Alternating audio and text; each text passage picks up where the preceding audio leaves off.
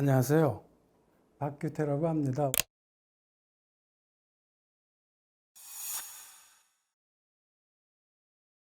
오늘 강의 주제는 정신분석학으로 일본 애니메이션 읽기입니다. 부제로 너의 이름은에서의 이름과 주체 이렇게 잡아보았는데요. 이때 정신분석학이란 프로이트의 정신분석학을 재해석한 현대 프랑스의 정신분석학자 락항의 사상을 중심으로 하고 있고요. 너의 이름은 이란 작품은 널리 알려진 신카이 마코토 감독의 작품입니다. 목차는 이렇게 네 부분으로 구성이 되어 있습니다. 그중 첫 번째와 두 번째는 이론적인 문제를 다루고 있고요.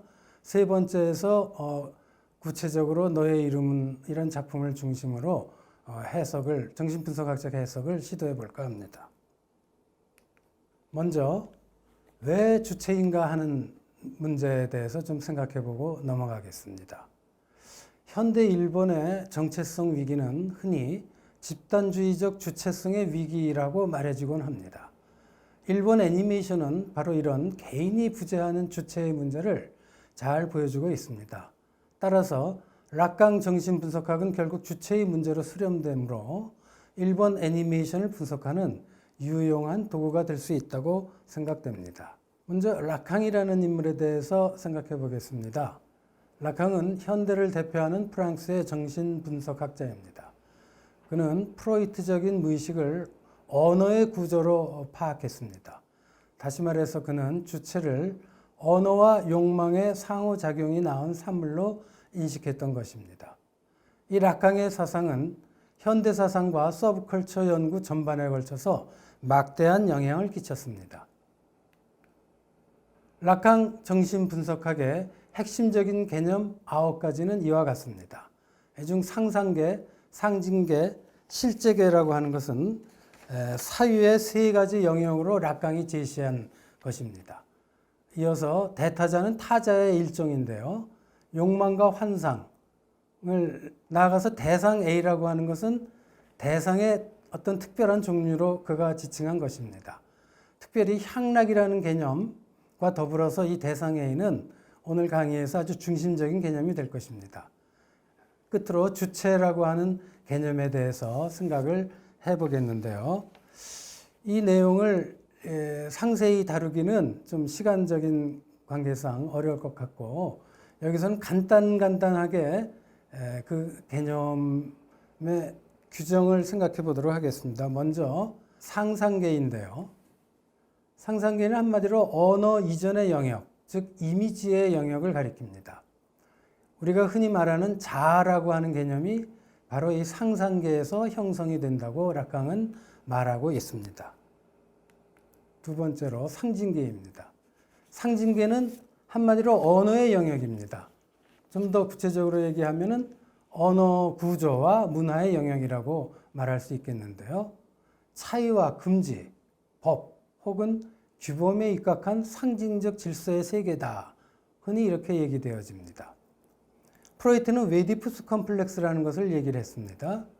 락강은 이 웨이디푸스 컴플렉스 단계를 무사히 통과함으로써 주체가 사회화될 수 있다라고 말했는데요. 다시 말해서 주체가 사회화된다는 것은 상징계로 진입한다는 얘기입니다. 이 상징계에서 가장 중요한 개념은 아버지의 이름이라고 하는 개념입니다. 이것은 법과 금지로서 주체를 통제하는 일체의 권위를 상징하는 말입니다. 다음으로 실제계입니다. 이것은 이미지와 언어를 벗어나는 영역, 즉 상상계와 상징계를 벗어나는 영역을 가리킵니다. 우리가 살고 있는 상징계, 즉 사회 내부에는 알 수 없고 이해할 수 없는 어떤 공백이나 틈새, 균열, 모순이 존재하는데요. 락강은 그런 것들을 일컬어서 실제계라고 불렀습니다. 다음으로 대타자라고 하는 개념인데요. 이것은 언어가 구성되고 주체가 태어나는 상징계의 타자를 가리키는 말입니다. 앞에서 언급한 아버지의 이름도 이런 대타자의 대표적인 사례라고 할 수 있습니다. 좀 더 넓은 뜻에서 보자면 아버지와 어머니, 그리고 선생님, 사회, 공동체, 법, 통치자, 신까지도 포함하는 개념입니다. 그리고 언어라고 하는 것은 이와 같은 대타자가 활동하는 무대라고 락캉은 이해했습니다. 다음으로 욕망이라고 하는 개념입니다. 락캉에 의하면 우리가 무엇을 욕망한다라고 믿는 것은 실은 나의 욕망이 아니라 타자의 욕망일 뿐이라고 보았습니다. 이때 욕망이라고 하는 것은 어떤 근원적인 결핍에서 비롯된 것입니다. 락캉은 그것은 결코 채워질 수 없다라고 보았는데요. 그럼에도 욕망은 끊임없이 주체를 충족시키려고 애씁니다. 하지만 욕망의 대상만 바뀔 뿐 욕망 자체는 끝이 없습니다. 이와 같은 욕망의 주체는 다른 말로 하면 환상의 주체라고 바꿔 말할 수 있겠습니다. 다시 말해서 욕망의 실현이 마치 가능할 것처럼 보이게 하는 그런 작용을 한다는 것이지요. 가장 근원적인 환상으로 락캉이 꼽은 것은 주체라는 환상입니다. 이게 나, 주체라고 말할 때 그것은 나라고 하는 자아 개념까지도 사실은 포함하고 있습니다. 그렇다면 이런 환상은 항상 부정적인 것뿐일까요? 아닙니다. 락캉에 의하면 환상은 우리 현실의 최종적인 토대이기도 하다는 것입니다. 어떤 실제계, 즉 알 수 없고 이해할 수 없는 어떤 틈새가 우리의 일상적인 경험 세계 안으로 침입할 때 그것을 방어해주는 역할이 바로 환상이라는 것이죠. 그렇지만 환상은 분명히 부정적인 측면을 가지고 있기 때문에 락캉은 그 환상을 횡단해야 한다, 가로질러야 한다라고 하는 말도 합니다. 이것은 환상을 통해서 어떤 트라우마적인 사건을 받아들여 자기 자신과 화해하는 것을 가리키기도 합니다. 대상 A라는 개념은 불어로는 objet A라고 하는데요. 주체가 상징계에 들어서면서 필연적으로 영구히 상실하게 되는 어떤 것을 가리키는 개념입니다. 달리 말하면 욕망의 대상이면서 동시에 욕망의 원인을 가리키는 말인데요. 주체는 이것을 영원히 붙잡을 수 없는데도 끊임없이 욕망을 불러일으키는 원인으로서의 부재하는 대상, 그것이 바로 대상 A입니다. 대상 A는 우리로 하여금 욕망을 지속하게 함으로써 살아가게 할 수 있는 힘을 부여해 줍니다. 하지만 그것은 어디까지나 어떤 근원적인 결핍을 의미합니다. 다음으로 향락이라는 개념입니다. 불어로는 주의상스라고 하는데요. 대상 A 안에는 상실한 향락의 흔적이 남아있다라고 락캉은 얘기를 합니다. 따라서 주체는 이 대상 A와의 결합을 통해서 향락을 얻을 수 있다고 믿습니다. 이 향락이라는 말은 우리가 흔히 쓰는 쾌락이라는 말과 구별되는 개념입니다. 우리 상징계 안에는, 즉 우리 현실 세계, 사회 안에서 우리는 쾌락을 추구하며 살고 있는데요. 여기서 말하는 향락은 그 쾌락과는 다른 것입니다. 락캉은 이 향락을 고통스러운 쾌락이다, 혹은 고통 속의 쾌락이다 라는 식으로 규정하기도 합니다. 또는 욕망의 끝이 바로 향락이다 이렇게 얘기하기도 합니다. 그러니까 무언가 더 있을 것이라고 하는 막연한 기대를 가지고 우리는 살아가는데요. 바로 이런 무언가 더에 해당되는 것이 바로 향락이라는 것이지요. 그것은 욕망의 끝자락이기도 합니다. 락캉은 실제계와의 만남을 통해서만 이런 향락을 우리가 누릴 수 있다, 경험할 수 있다라고 얘기하는데요. 이때 실제계와의 만남은 죽음을 포함하는 개념입니다. 다음으로 이 주체라는 개념입니다. 앞에서 락캉 정신분석학은 결국 주체의 문제로 수렴된다라고 말씀드렸는데요. 락캉의 주체는 무의식의 주체이기며 동시에 기표의 주체이자 욕망의 주체이기도 합니다. 욕망의 주체는 앞에서 환상의 주체라고도 바꿔 말할 수 있다고 했죠.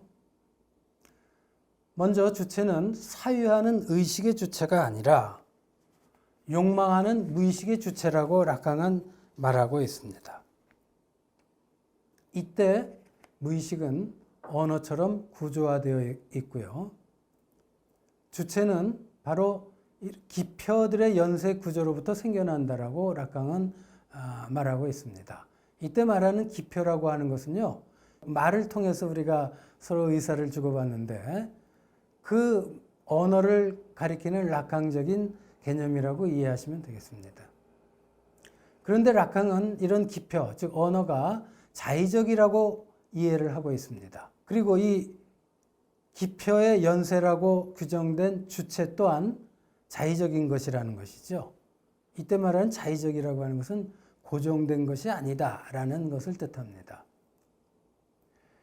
욕망하는 주체는 끊임없이 오류를 반복합니다.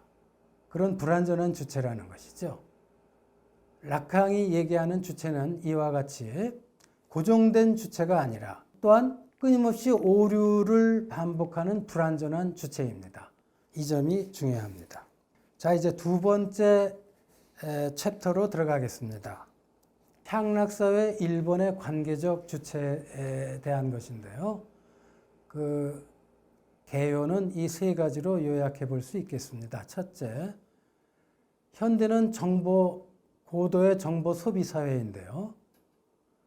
전통적인 금지 사회로부터 향락 사회로 바뀌고 있다라고 하는 것이 오늘날 락강주의자들이 하는 주장입니다. 그런데 제가 볼 때 일본 사회는 오래전부터 금지 사회이면서 동시에 향락 사회의 측면을 가지고 있었다고 생각됩니다.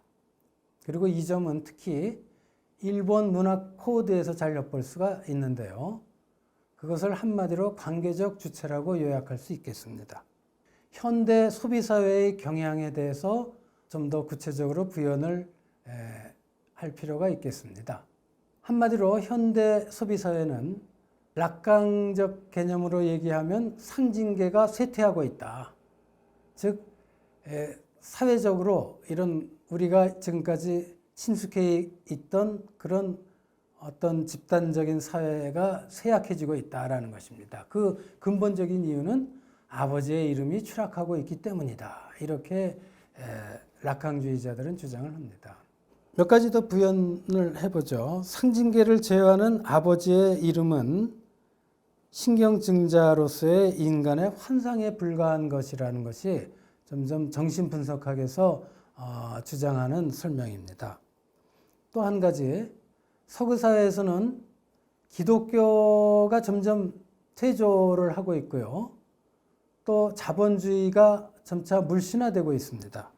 그런 현대 사회에서는 아버지의 이름 대신에 통계학적 초자가 질서 유지 장치로 작동하고 대량 소비 사회의 다양한 상품들과 함께 향락하라라고 하는 명령이 강제되고 있다.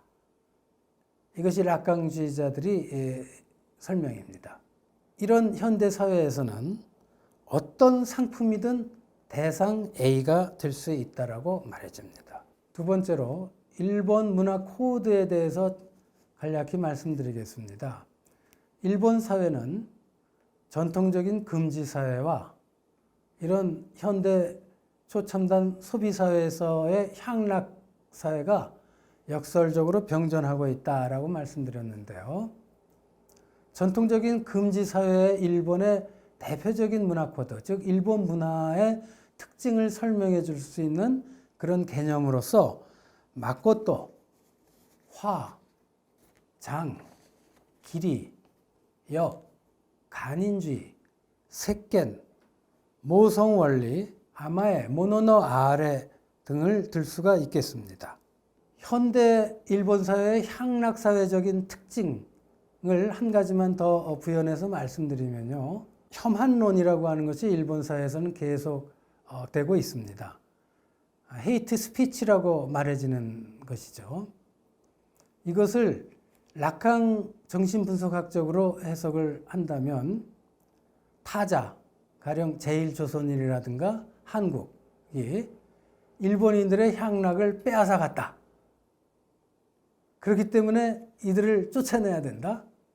이들을 배제해야 된다 라고 하는 그 주장이 헤이트 스피치로 나타났다는 것이죠.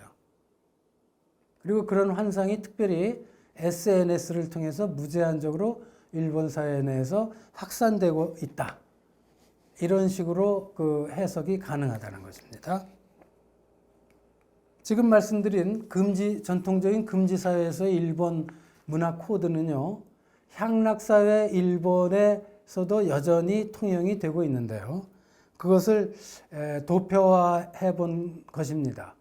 여기서 중요한 것은 모든 여러 가지 다양한 일본 문화 코드들이 마코토라고 불리는 문화적 특징으로 수렴되고 있다고 하는 점입니다.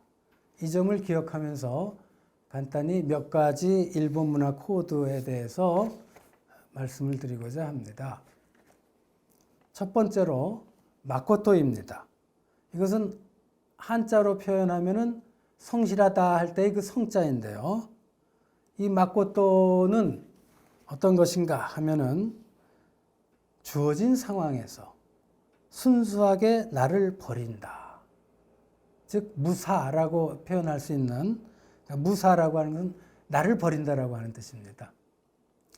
이런 무사의 태도를 전제로 한 일본 문화 코드입니다. 그러면서 나 자신을 자기와 타자 사이, 자타 합일의 관계성에 귀일시키면서 주어진 역할과 의무에 전력을 다하는 것. 그것이 마코토입니다. 일본인들에게는 이런 마코토의 태도가 가장 중요한 윤리로서 어릴 때부터 훈련을 받는다는 것이죠. 두 번째로 화라고 하는 문화적 특징입니다. 일본인들은 갈등과 싸움 자체를 회피하고 집단 내의 조화로운 관계를 절대시하는 성향이 강합니다. 세 번째로 장이라고 하는 문화 코드인데요. 작게는 가정에서, 크게는 일본이라고 하는 국가에 이르기까지 크고 작은 집단적인 관계를 가리키는 말입니다. 일본에서는 이런 장이 굉장히 중요시 되는데요. 다시 말해서 개인의 어떤 생각보다는 전체 장의 분위기, 다른 말로는 공기라고 부릅니다. 이것이 더 우선시 된다는 것이죠. 네 번째로 길이라고 하는 문화 코드입니다. 한자로는 의리라고 쓰는데요. 우리 한국인들이 흔히 말하는 의리와는 다른 개념입니다. 즉 일본에서 길이라고 말할 때는 나에 대한 세상의 평판을 중시하면서 집단과의 관계를 우선시하는 어떤 의무의 관념을 가리킵니다. 다섯 번째로 역이라고 하는 개념인데요. 이것은 역할할 때의 역자입니다. 각자 개인이 자신의 분수에 따라서 주어진 직분이나 역할을 수행하는데 최선을 다하고 거기서 삶의 의미와 보람을 찾는 계층적 관계의 사회 시스템을 가리키는 말입니다. 여섯 번째로 간인주의입니다. 이것은 말 그대로 집단에 속한 개인 혹은 집단과의 관계를 통해서 성립되는 주체 개념을 가리킵니다. 여섯 번째로 세겐이라는 문화 코드인데요. 이것은 자신이 속한 공동체의 규범에 절대적으로 순응하는 일본적인 인간관계의 틀을 가리키는 말입니다. 이 밖에도 모성원리라든가 아마에, 나카이마 같은 문화 코드들 또 다 이런 어떤 관계적 주체와 관련된 문화적 코드라고 할 수 있는데요. 끝으로 모노노 아와레라고 하는 문화 코드에 주목하고자 합니다. 이것은 공감, 즉 감정의 동일화에 입각한 관계를 절대시하는 미적 감수성입니다.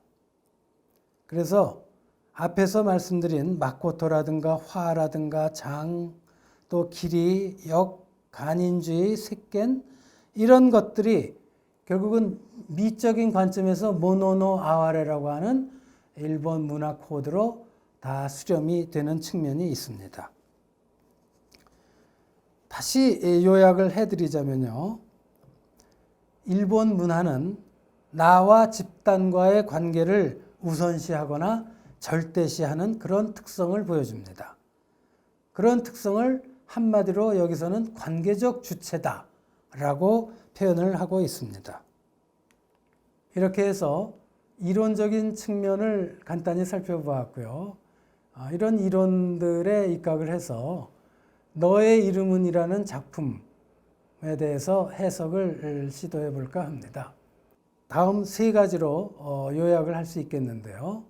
너의 이름은이라는 작품은 모노노 아와레라고 하는 방금 말씀드린 일본적인 미식 또는 일본 문화 코드를 밑그림으로 하고 있다라고 하는 것이고, 둘째로 이 작품의 키워드 중 하나가 무습이라는 일본 말인데요.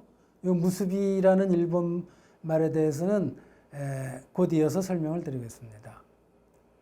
이 무습이라고 하는 키워드가 곧 관계적 주체를 의미한다라는 것이죠. 그리고 세 번째로 이 작품의 가장 핵심적인 키워드이자 주제는 이름이라고 할 수 있겠는데요.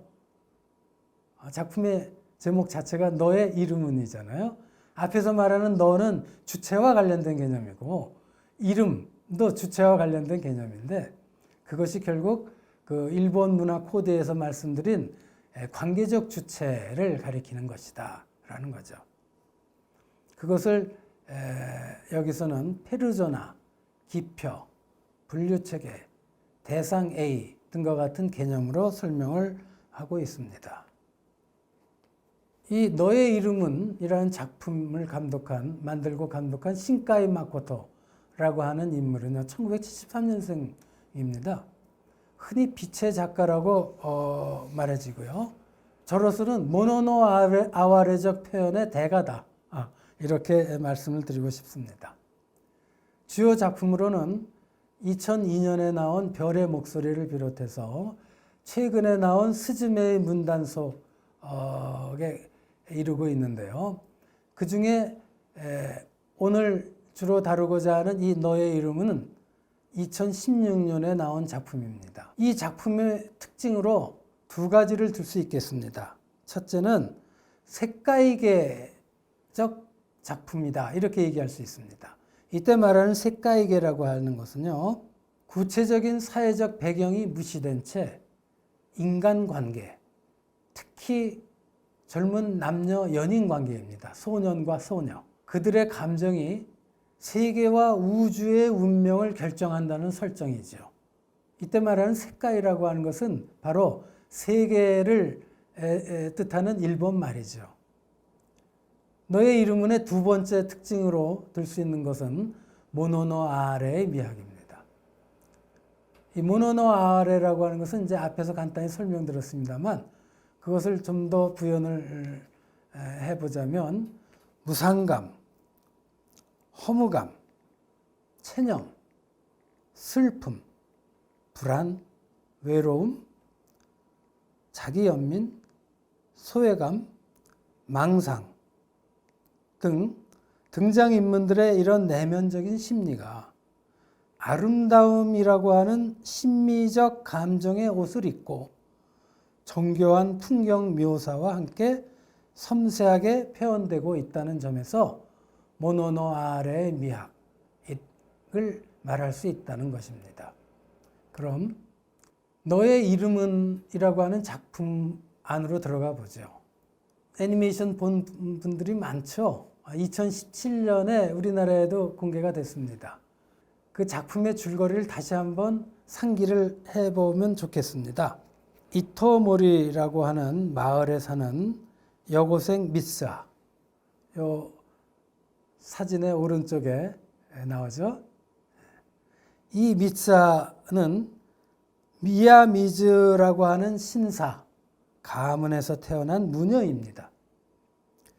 그녀와 도쿄에 사는 고교생 타키는 흥미롭게도 꿈에서 서로 몸이 바뀝니다. 그러면서 둘은 꿈에 대한 기억을 메모로 남기거나 일기로 남깁니다. 거기서 서로의 인생을 알게 되죠. 그런데 언제부터인가 더 이상 꿈속에서 몸이 바뀌지를 않습니다. 그래서 타키는 자신이 꿈속에서 보았던 이토모리 마을을 찾아 떠나게 됩니다. 그의 손목에는 언제나처럼 부적 실매듭이 둘러져 있습니다. 이 사진을 잘 보면요, 저 소년의 고교생 다키죠. 다키의 한쪽 손에 팔목에 실매듭이 매어 있고요.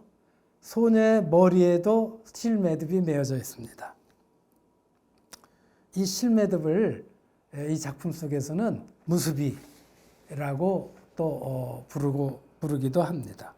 그런데 이 소녀는 언제 누구한테 이 실매듭을 받았는지를 잊어버렸습니다. 그러면서 이제 우연히 들른 라면집 주인이 바로 이토모리 마을 출신이었는데요. 이 주인이 소년에게 이런 얘기를 들려줍니다.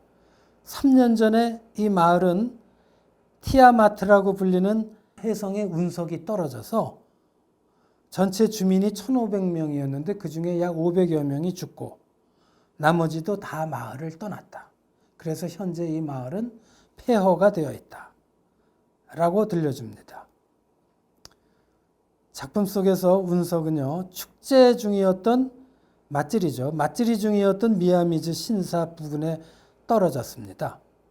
그리고 거기에 그 패인 자리에 물이 스며들어서 거대한 이토모리 호수가 형성되어 있습니다. 이 사실을 들은 타키는 휴대전화에 입력해 놓았던 미사의 일기를 불러오는데요. 그 글씨들이 하나씩 모두 지워져 버리고 맙니다. 그래서 도서관에서 다키는 미야미즈 3년 전 그 혜성이 떨어졌을 때 사망자 명단에 들어있는 것을 확인하게 됩니다. 그런 다음 우여곡절 끝에 다키는 미스하가 만든 술, 구찌가미 사케라고 불리는데요. 이 술을 마시고 순간적으로 황혼역대 여고생 미스하와 극적으로 만나게 됩니다. 그 직후 다키는 과거의 시간으로 돌아가서 미스하의 몸으로 바뀌어 재앙을 피하기 위해 모든 노력을 경주하게 됩니다. 이윽고 시간이 흘러서 5년 뒤에 다키와 미스하는 상대방의 이름도 다 잊어버렸지만 우연히 도쿄에서 만나 서로의 이름을 묻게 됩니다. 좀 장황하게 줄거리를 다시 한번 상기해 보았는데요. 이 속에서 소년은 몸이 서로 꿈속에서 바뀌었다고 나옵니다. 몸이 바뀐다라고 하는 것은요, 서로의 관계 맺음이 가장 극적인 형태로 이루어진다는 것을 뜻합니다. 둘이 완전히 사실은 하나가 되는 것이죠. 몸이 바뀜으로써. 이름도 바뀌지만은 결국 서로가 하나가 됩니다. 그 서로의 인연이 묶여지는 것, 그것을 일본어로는 무수비라고 부릅니다. 이 무수비라고 하는 말은 한자로는 결자, 맺을 결자라고 쓰는데요. 서로 묶는 것을 뜻하는 말입니다. 또는 관계를 맺는 것. 이 무수비에 대해서 소설판 너의 이름은 그 소설 속에서는요, 이렇게 설명을 하고 있습니다. 수호신도 무수비다. 실제로 일본 신화에 보면 무수비라고 불리어지는 신들이 등장을 합니다. 또 실을 이어가지고 실 매듭을 만드는 것도 무수비라고 말합니다. 일본어로. 사람과 사람을 이어주는 것도 무수비라고 하고요. 시간이 흐르는 것도 무수비라고 한다. 뿐만 아니라 우리가 물을 먹고 밥을 먹고 술을 마시고 이런 것처럼 무언가를 몸에 넣는 행위도 무수비라고 합니다. 음식물이 우리 몸과 맺어지는 것이죠. 만나는 것이고, 신을 무수비라고 불렀는데 결국 신이라고 하는 것은 관계를 의미하는 것이다. 언어라고 하는 것은 사람과 사람을 이어주는 것인데 결국 언어도 무습이라는 것이다. 또 주먹밥 얘기도 나옵니다. 그 오니기리라고 하지요. 보통 일본 주먹밥을. 그래서 우리나라에서도 이제 많이 일반적으로 많이 팔리죠. 그런데 일본어로 주먹밥을 무습이라고 부르기도 합니다. 이 그림은요, 작품 속에 등장하는 한 장면인데요. 여기에 보면은 그 두 소녀, 주인공 소녀와 그 여동생입니다. 미츠하와 그 여동생이 신사에서 맞지리를 할 때 지금 신에게 바치는 춤을 추고 있는데 이때 서로 실매듭, 빨간색 실매듭을 가지고 춤을 춥니다. 이 실매듭은 이 신사의 수호신을 상징하는 것이죠. 그리고 뒷 배경에 실매듭 그림이 왼쪽에 나와 있는데 이것이 이 작품 속에서 아주 중요한 상징입니다. 이 술도 무습이라고 앞에서 얘기를 했는데요. 이 작품 속에 나오는 그 술은요, 구찌가미 사케라고 불려집니다. 이때 말하는 구찌는 입을 뜻하는 일본어고, 가미라고 하는 것은 가무, 씹다 라는 것을 뜻하는 일본어이고요. 사케는 잘 아시듯이 술을 뜻하는 일본어죠. 그러니까 이 구찌가미 사케라고 하는 것은 미야미즈 신사의 무녀 미츠하와 그의 여동생 요츠하가 맞지리 때 신앙물을 춘 다음에 쌀을 입에 넣고 씹어서 뱉어가지고 발효시킨 신주를 가리키는 말입니다. 그런데 이 구찌가미 사케를요, 다키라고 하는 남자 주인공이 마십니다. 이 작품 속에서 마시는 장면이 나와요. 그 위에 나오는 그림이 바로 그 장면입니다. 그 이 술을 마시자마자 이 술도 무습이죠. 무습이는 곧 관계적 주체를 가리키는 말인데요. 결국은 이 술을 마시자마자 3년의 시공간을 뛰어넘어 가지고 이 소년 다키와 소녀 미츠하가 만나게 됩니다. 그것이 아래 그림이 장면이 그것을 이제 보여주고 있는데요. 그 황원역 이토모리 호숫가 산 정상에서 만나는 것이죠. 결국 이 작품 속에서 나오는 이 무습이는 다양한 형태로 나타납니다. 신이라고 하는 것을 의미하기도 하고, 또 술, 구찌가미 사케라고 하는 술을 의미하기도 하고, 이 소년 소녀의 사랑의 인연으로 나타나기도 하고요. 이런 여러 가지 다양한 모습으로 나타나는 무습이가 결국은 관계적 주체를 뜻하는 것이라고 말할 수 있겠는데, 그것이 이 작품의 제목인 이름입니다. 이름과도 연관이 되어 있다라고 해석할 수가 있겠습니다. 이 해석에 대해서 좀 더 살펴보겠습니다. 이 작품이 나타내는 키워드인 이름은 다음 네 가지의 의미를 내포하고 있습니다. 하나는 페르소나, 두 번째는 분류체계, 세 번째는 기표, 네 번째는 관계적 주체입니다. 페르소나는 가면을 뜻하는 말입니다. 분류체계라고 하는 것은 라캉이 말하는 상징계를 가리키는 말이고요. 기표는 언어라고 했죠. 그거를 불어로는 시니피앙이라고 합니다. 관계적 주체는 라캉의 개념으로 바꿔 말하면 대상A라고 말할 수 있겠습니다. 먼저 페르소나입니다. 페르소나로서의 이름. 페르소나라고 하는 것은요, 고대 그리스의 연극에서 배우들이 쓰던 가면을 나타내는 말인데요. 남들에게 보여지는 나를 가리키는 말합니다. 이것은 그 상상계에서 형성되는 자아를 가리키는 말인데요. 해당 집단이 요구하는 사회적 역할, 라캉의 용어를 빌어서 말하면 상징계 속에서의 어떤 우리 각자가 행해야 할 역할입니다.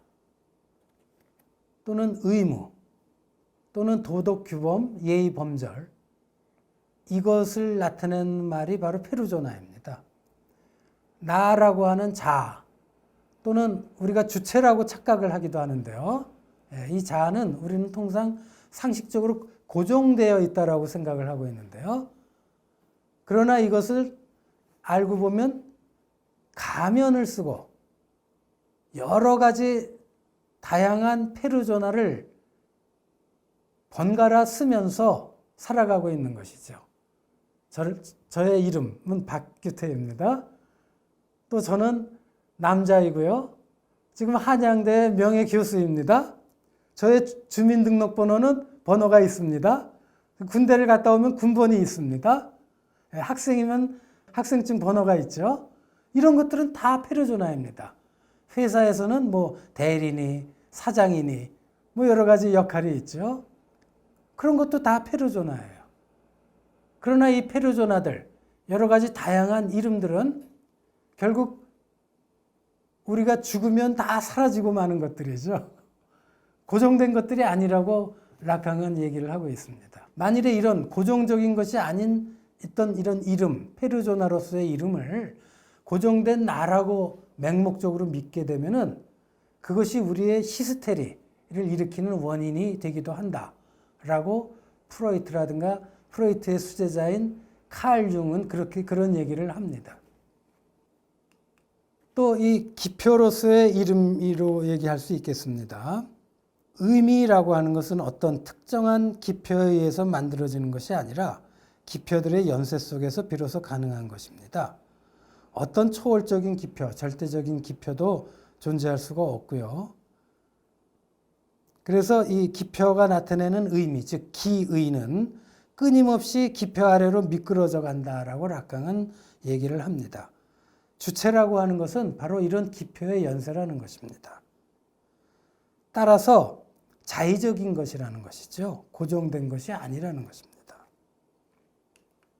다음으로 분류체계로서의 이름에 대해서인데요. 이런 기표들의 체계를 락강은 상징계라고 불렀습니다. 모든 명명, 행위, 즉 이름을 붙이는 행위는 차이를 고정화시키는 분류체계입니다. 이 상징계적 주체는 곧 거세되고 사회화된 주체를 가리킵니다. 상징계 속에서의 주체라는 것이죠. 끝으로 관계적 주체, 즉 대상 A로서의 이름에 대해서 말씀드리겠습니다. 너의 이름은에서 이름이 나타내는 것은 앞에서 말씀드린 세 가지 측면, 페르소나로서의 이름, 분류체계로서의 이름, 기표로서의 이름을 모두 포함합니다. 그리고 그것은 결국 관계적 주체, 즉 대상 A로 수렴이 되는데요. 가령 몸이 바뀐다라고 그랬습니다. 주인공 남녀 주인공이. 그것은 이름이 바뀐다는 것을 의미하기도 하는데요. 작품 속에서 종종 두 주인공은 상대방의 이름을 잊어버립니다. 또 그래서 눈을 떠도 잊지 않도록 이름을 적어 두는데 그 이름도 지워져 버립니다. 핸드폰 속에 저장을 해놨는데 그게 또 자꾸 지워져 버려요. 이것은 우리의 이름이라는 것이 결국 고정된 것이 아니라 가변적이고 자의적인 것이라는 것을 말해줍니다. 그런데 몸이 바뀌는 것이죠. 몸이 바뀌어서 상대방을 알죠. 알게 되죠. 그런 기억은 쉽게 잊혀지지 않습니다. 이런 몸을 통해서 몸이 바뀜으로써 서로 사랑의 인연을 맺게 된 주인공 두 남녀의 관계적 주체는 몸적 기억에 토대를 하고 있는 것이죠. 그래서 그것은 끊임없이 서로 알고 싶어하고 만나고 싶어하고 사랑을 나누고 싶어하는 욕망의 대상이자 그 욕망의 원인인 대상 A라고 바꿔 말할 수가 있는 것입니다. 신카이 마코토가 쓴 소설 너의 이름은 번역되어서 우리나라에서도 서점에 가면 만날 수가 있는데요. 여기서 신카이 마코토는 그 소설 속에서 이런 얘기를 합니다. 무엇을 구하는지도 모르면서 난 무언가를 계속 바라고 있다. 아주 조금만 더, 정말 조금만 더 라고요. 주인공 타키가 하는 대사라고 저는 기억을 하는데요. 여기서 말하는 무언가 더, 영어로 표현하면 something more죠. 그 앞에서 그것을 향락이다, 주의상스다 라고 이제 락강은 그렇게 규정을 한 것인데요. 흥미롭게도 신카이 마코토가 바로 주인공의 입을 통해서 이 무언가 더를 추구를 하고 있는 것이죠.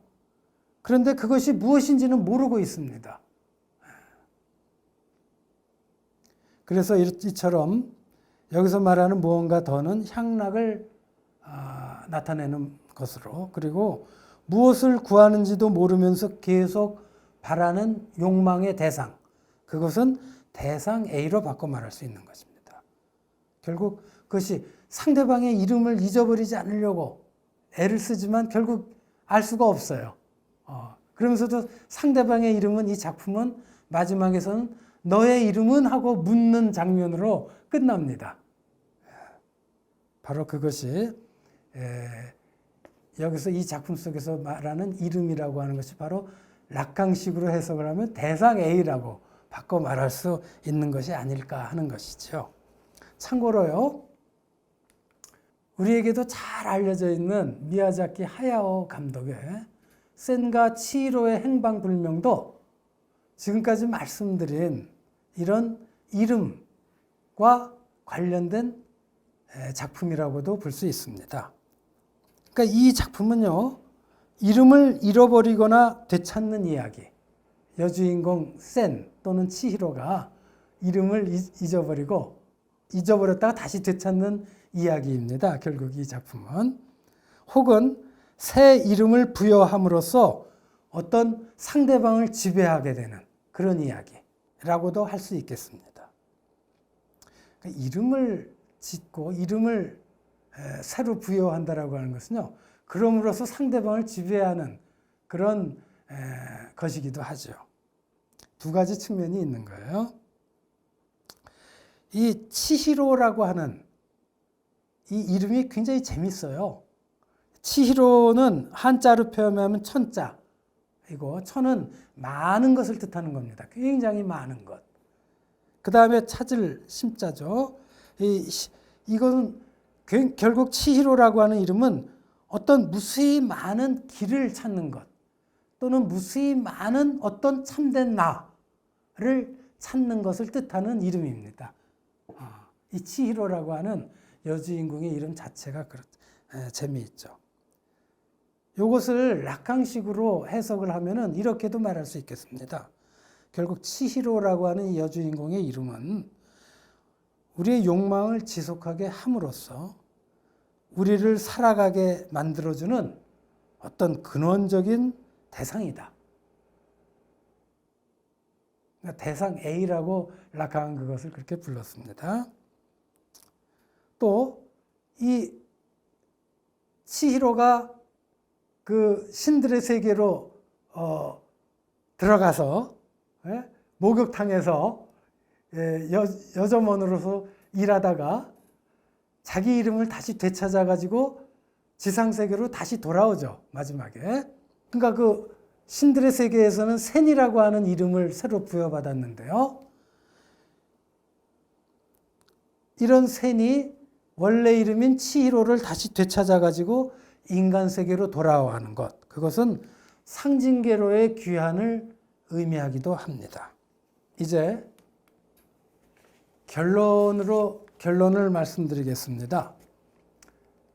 오늘 강의에 부제로 잡았던 이름과 주체에 초점을 맞추어서 다시 정리를 해보면 이렇게 네 가지로 요약을 할 수 있겠습니다.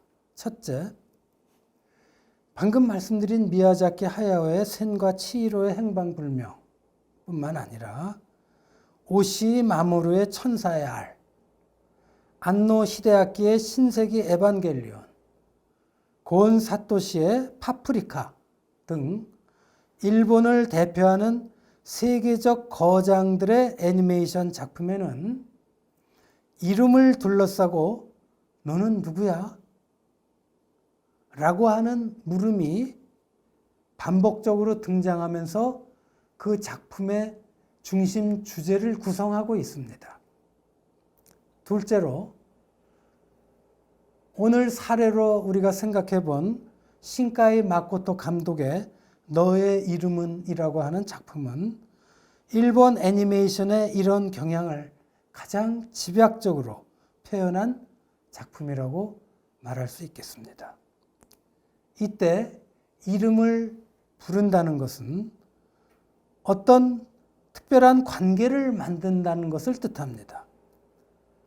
그 관계는 새롭고 특별한 관계일 수도 있고 반대로 지배하거나 종속시키는 이데올로기적인 관계가 될 수도 있습니다.